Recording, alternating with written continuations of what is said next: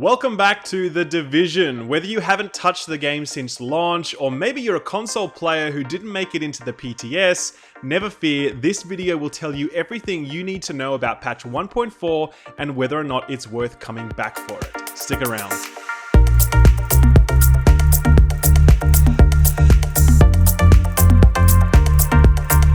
What's up guys, it's Skill Up here. For those of you that don't know me, I do Division videos. In fact, I do a lot of Division videos and I've been doing them ever since the beta of the game. In fact, even before the beta actually. I absolutely love the Division and I'm super excited to see that this patch 1.4 is coming out and that so many people have had renewed interest in this game because it really is a fantastic game at its core.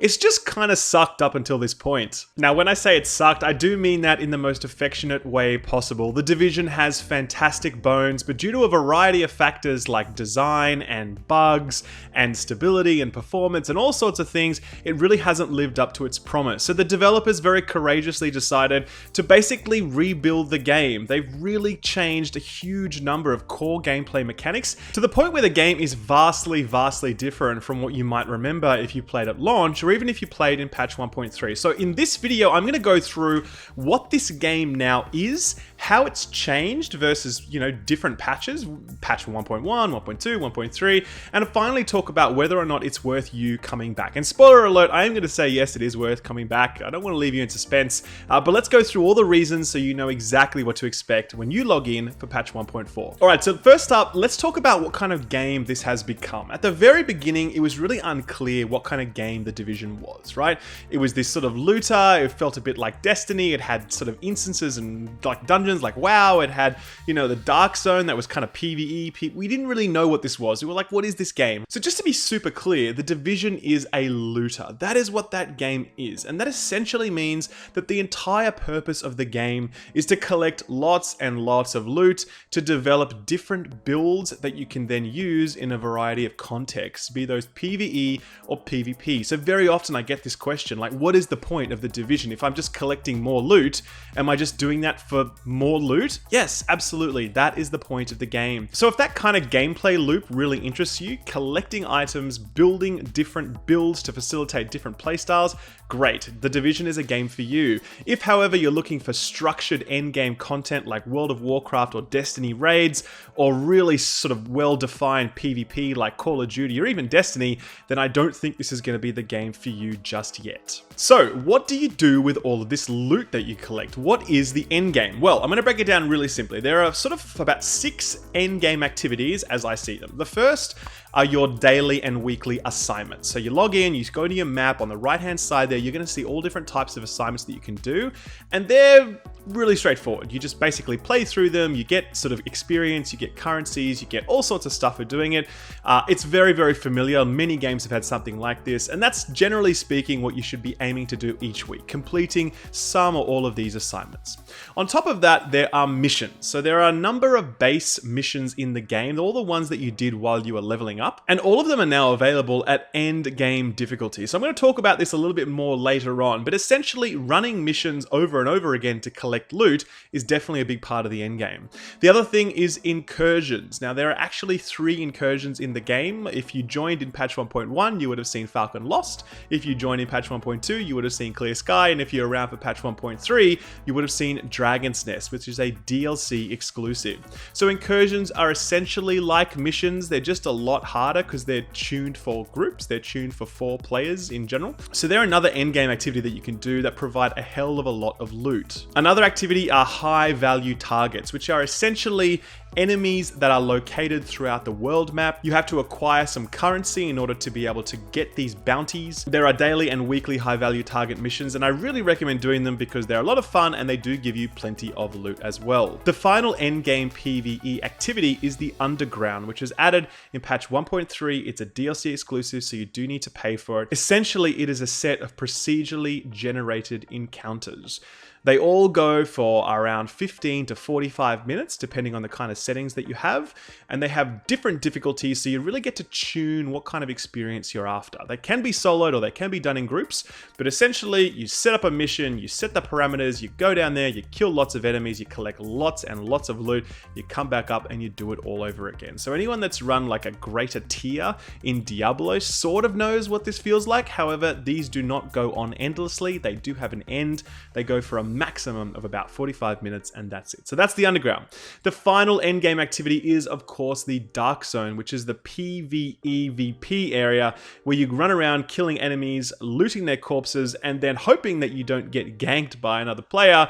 People that are really into PvP obviously love this area. It's the only place in the game that you can PvP. However, I would offer a very strong word of caution that, you know, the Dark Zone is for PvP. It is not for PvE. And if you go in there hoping to get loot, you are generally going to be very disappointed because there are plenty of 4-man gang squads who are going to come out chasing you. If, however, those are the sorts of thrills you're looking for, then dive right in. It's definitely a very unique PvP experience that you won't find in many other games, so I do recommend giving it a go at least once and seeing what you think. So that's it, guys. That's the end game of The Division. You collect all this loot, you build all these different builds, and you do those activities. So again, if you're into that sort of stuff, it's fantastic. I really love it. I really enjoy doing that stuff, but you do need to have an appetite for that kind of repetitiveness, that kind of loot grind. It's definitely not for everyone. So decide whether or not that's for you, and if it is, fantastic.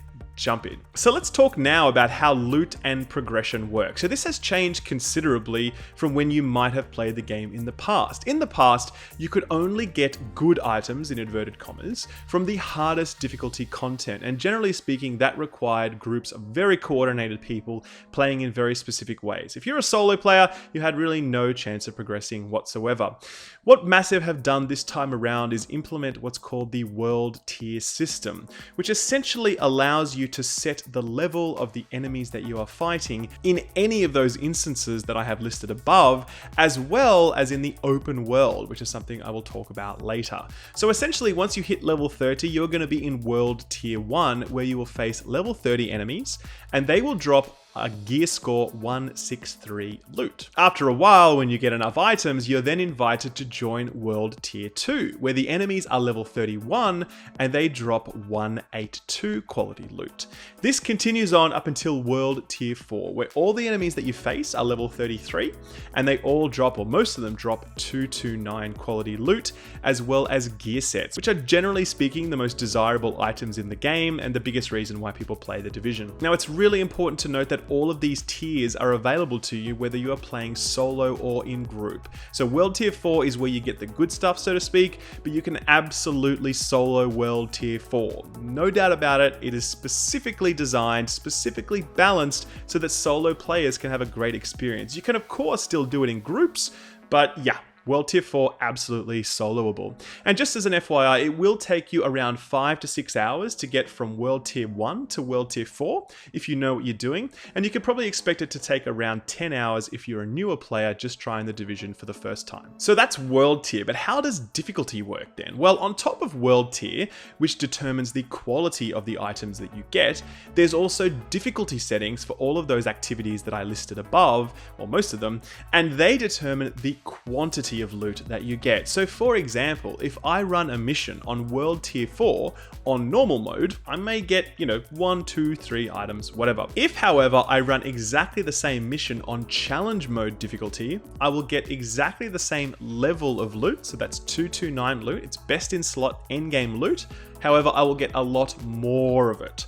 I will get significantly higher drop chances and better mission rewards when I do challenge mode as compared to normal mode. So in this way, World Tier determines the quality of loot, and difficulty determines the quantity of loot. It's a really good system that many people would be familiar with from something like Diablo. It works there and it works just as well in Division. And of course, just to reiterate the point, you can absolutely solo challenge mode difficulty for pretty much any activity on World Tier 4. I've got plenty of videos of myself doing that. You can see some of those in the description below.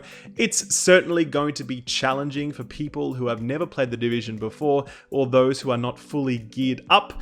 Generally speaking, challenge mode is sort of tuned for groups, but more experienced players or those with highly optimized gear sets are going to be able to solo it fairly easily. The other very important point I will make about difficulty is that enemy time to kill and your time to be killed has been radically overhauled. Back in patch 1.3, things were pretty damn rubbish. Almost any enemy could almost one-shot you, even if you were mitigation capped, stacking huge amounts of HP. Similarly, enemies were horrendous meat sack bullet sponges, requiring hundreds or thousands of rounds in order to bring them down. The game was a total mess from a time to kill and time to be killed perspective, and it was the number one thing on the chopping block when the developers looked to rebuild the game for patch 1.4. They have overhauled this significantly, and now if you are appropriately geared for your world tier of content, you can generally expect enemies to go down pretty fast. Generally somewhere between 3 to 5 seconds of fire. A few headshots mixed in there will bring down most enemies. Heavies and bosses will of course take more, but it's definitely not the same bullet spongy enemies we saw in the past. Similarly, if you're stacking somewhere around 300k toughness, which is supported by about 50% mitigation or 50% armor, you can very easily survive numerous shots from the enemy, allowing you enough time to safely get to cover and return fire at will. So these things are by and large fixed. You don't need to be worried about getting a one shot. You don't need to be worried about bullet sponge enemies in patch 1.4. So those are two big changes that are coming to patch 1.4, and supporting all of that is a new grindable open world. One of the big things that people really loved about The Division was the PvE aspect of the Dark Zone, where you could just sort of grind mobs all day to collect loot. At the same time though, people really hated the PvP aspect of it, and people really wanted Massive to create a PvE Dark Zone. Well, they've done just that with patch 1.4. They've converted the entire open world to one big grindable space with mobs at your level and roaming bosses as well that reset every 4 hours after you kill them. There's a map I've got on screen here that shows you which bosses spawn in which general locations. They're not always exactly there, but if you run around that general vicinity, you will find them. They of course drop plenty of loot for you, and it's just kind of fun cruising around, killing them. It's not bad. So the brand new grindable open world is definitely one of the big selling features of patch 1.4, and I do recommend checking it out. So what about all of the gear sets and weapons? Well, back in the day, a lot of them were pretty damn crap. Half of the gear sets were pretty much unusable, and many of the weapons were not particularly great. Not because they were bad, but because other weapons were just so overwhelmingly strong, like SMGs back in the day, or the M1A, or any other number of weapons. What's happened now is that the developers have done a full balance pass across all gear sets and all weapons, and I can happily report that the vast majority of weapons and gear sets are highly usable. Yes, there are some outliers like the Reclaimer and Firecrest gear sets are probably a little bit underpowered right now, when there are definitely some stronger options like the Alpha Bridge or Predator's Mark. Those sorts of things are really good, but they're not so strong that there's like no way that you would run anything else. Similarly with weapons, a lot of the outliers like the M1A or SMGs have been reined in a lot, and a lot of other ones have been really buffed up like the belt-fed LMGs, the M60s and the M249 Bravo. There's a whole bunch of change that's occurred across the spectrum of weapons and gear sets. They've all been really overhauled. I'd really recommend just getting in there and having a go with all of them. I can tell you now that almost all of them have their place in the game somewhere. Specific to weapons, I would say that shotguns now have a stagger that works on PvE targets but not PvP targets. Assault rifles do bonus enemy armor damage to PvE targets, not to PvP targets. And LMGs now do bonus damage to targets out of cover for all targets, PvP and PvE. And finally, the SMGs back in the day used to rule the roost because they had all this free critical hit chance on them. Now that's been converted to critical hit damage. So if you want to run an SMG, make sure you stack plenty of critical hit chance to get the most out of that critical hit damage. The very last thing I'll say about gear is that they've added performance mod slots to a number of items in the game. You'll see here that certain slots that I have equipped now have space for performance mods. They used to have certain skill bonuses like bonus, pulse, critical, hit damage, and those sorts of things. That's gone now, replaced with a slot where I can drop in a performance mod that allows me to customize my gear to my preference. It's a really nice change and definitely takes the edge off some of that RNG. So what about abilities? How have they changed? Well, back in the day, it used to be all about that pulse and smart cover life. You really couldn't do much content without those two abilities. The good news is that has totally changed. You can now kind of run whatever abilities that you like. It's all kind of viable in a way. I mean, not all of them are particularly strong, like mobile cover, for instance, isn't particularly great. Heal isn't as strong as it used to be now because there's lots of health on kill options and enemies don't hit as hard.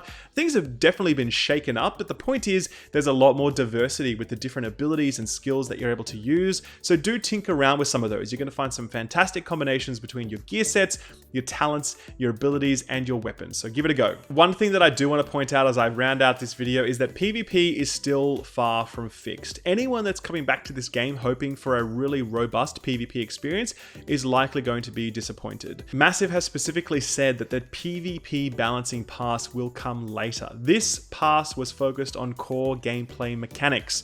It was not focused on balancing the Dark Zone or fully balancing PvP play. It's definitely in a better spot than it was. There's less one-shot, headshot, shotgun builds, although those are still possible. They're just not as easy as they once were. Overall though, PvP is kind of what it was. So don't expect too much from the PvP game yet. The developers have said we can expect a lot more on that front in the future. So finally, the big question, should you come back and play? Well, I suspect if you've made it to this part of the video, you're probably going to be coming back anyway.